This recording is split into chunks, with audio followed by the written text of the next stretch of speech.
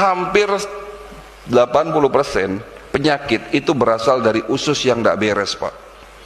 Kemarin penelitian di Amerika, di salah satu fakultas kedokteran di Amerika, melakukan riset dari 100 orang yang sakit sendi ya, entah lututnya, tulang belakangnya, entah penyakitnya osteoartritis, rheumatoid artritis, ya, itu ternyata dari 100 orang itu diperiksa, 95% masalahnya ada di usus. Setelah ususnya diobati, ususnya dibersihkan, semuanya sembuh.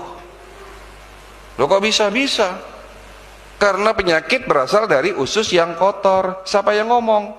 Nabi kita. Hadisnya mengatakan tidak ada tempat yang lebih buruk kecuali di dalam perutnya anak Adam. 1400 tahun yang lalu Nabi sudah mengatakan itu, dan ini menjadi dasar ilmu kedokteran holistik di Indonesia, di dunia berkembang. Luar biasa Nabi kita ini. Ilmunya datang dari mana ya? Langsung dari Allah kan? Ya. Jadi kalau kita berobat, yang kita obati itu jangan rasa sakit, Pak. Pusing, pegel-pegel, kesemutan, nyeri, sesek, itu bukan penyakit, itu alarm tubuh, Pak. Cara tubuh lagi ngasih tahu kita, cara tubuh lagi protes, cara tubuh minta haknya. Pusing, ternyata tubuh kita perlu diistirahatkan. Kebanyakan nonton YouTube sampai malam, pusing, kurang istirahat, tubuhnya protes, ayo dibuat tidur. Nah kan begitu. Diare, jangan buru-buru minum obat, karena diare bentuk protes dari usus kita, ingin usus kita bersih, dibuang racunnya, makanya dibuat diare.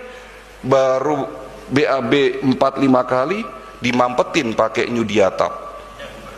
Kalau diare cukup minum oralit, kalau tidak ada oralit minum air kelapa hijau supaya tidak dehidrasi, atau larutan garam sedikit gula. Diare itu belum tentu karena infeksi, Pak. Kalau infeksi oke, diobati, tapi kalau bukan infeksi berarti usus Bapak lagi kotor, makanya dibuat diare. Orang zaman dulu aja sengaja dibuat diare, minum broklat, urus-urus, garam Inggris. Tapi sekarang sudah jarang orang seperti itu. Ya. Betul ya, Pak? Ya.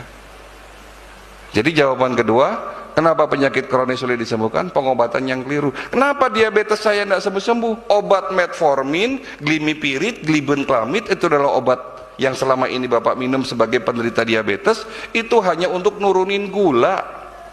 Kalau pankreas dan darahnya tidak diobati, tidak dibersihkan, tidak disembuhkan, ya seumur hidup sakit diabetes.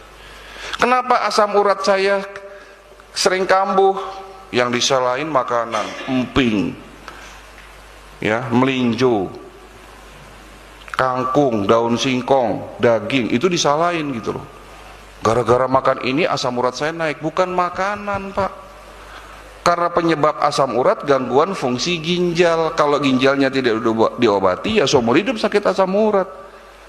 Saya sudah minum obat, Dok. Iya, obat yang diminum kan piroxicam, allopurinol. Itu obat hanya pereda nyeri. Iya tah? Kenapa hipertensi saya tidak sembuh-sembuh? Ya karena selama ini yang diminum hanya amlodipin. Amlodipin itu hanya obat penurun tensi. Penyebab hipertensi bisa gangguan liver, bisa gangguan ginjal, bisa gangguan jantung, bisa hormonal, yang mana? Ya. Baru ketemu penyakitnya, obati penyakitnya, kan begitu. Holistik, mengobati dari hulu ke hilir. Memang tidak instan, tapi itulah yang bisa dilakukan supaya penyakitnya sembuh sampai tuntas. Bukan sembuh sesaat, Pak. Dok, alhamdulillah gula darah saya normal. Iya, karena minum metformin. Nggak minum, naik lagi. Dok, tensi saya normal, alhamdulillah. Tapi apa? Minum amlodipin. Nggak minum amlodipin, naik lagi. Kan begitu? Ya.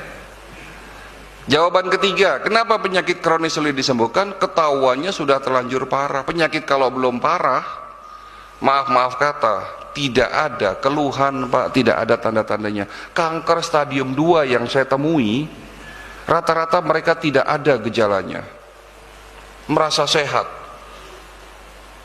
Setelah muncul gejalanya kan diperiksa, setelah diperiksa kankernya sudah stadium 3, stadium 4, susah diobati. Ya, penyakit jantung koroner, sumbatan pembuluh darah di jantung, kalau belum di atas 70% sumbatannya, tidak ada tanda-tanda nyeri dada, sesek, ya, tidak ada, Pak.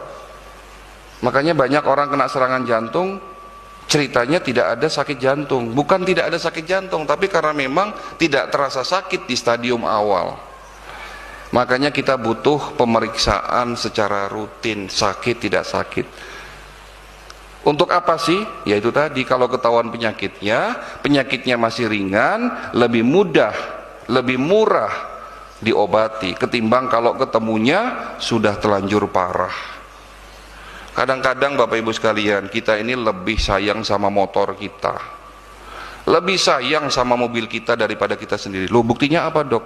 Motor kita rusak, ndak rusak, 4 bulan sekali ganti oli, tune up, diperiksa. Betul nggak, Pak? Kemarin, seminggu yang lalu, jadwal servis mobil saya. Kalau mobil-mobil modern zaman sekarang itu gampang, Pak, nggak perlu diperiksa, colokin alat, di scan, keluar datanya, keluar. Oh Pak, ini kampas rem sebelah kanan sudah mulai habis, perlu diganti nggak, Pak? Perlu diganti, karena kalau nggak perlu cepat-cepat diganti, nanti piringannya juga ikut rusak.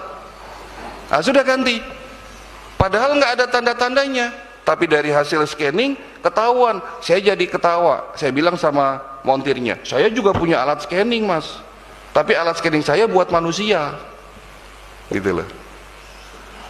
Jadi yang datang ke klinik saya, alhamdulillah hari ini hampir 70% mereka yang belum sakit, diperiksa, ketahuan penyakitnya masih ringan, alhamdulillah ngobatinya lebih mudah.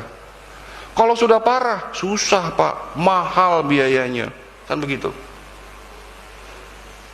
Materi selesai. Kenapa penyakit kronis sulit disembuhkan? Ada 3, saya ulangi: gaya hidup yang salah, pengobatan yang keliru, dan ketahuannya sudah terlanjur parah.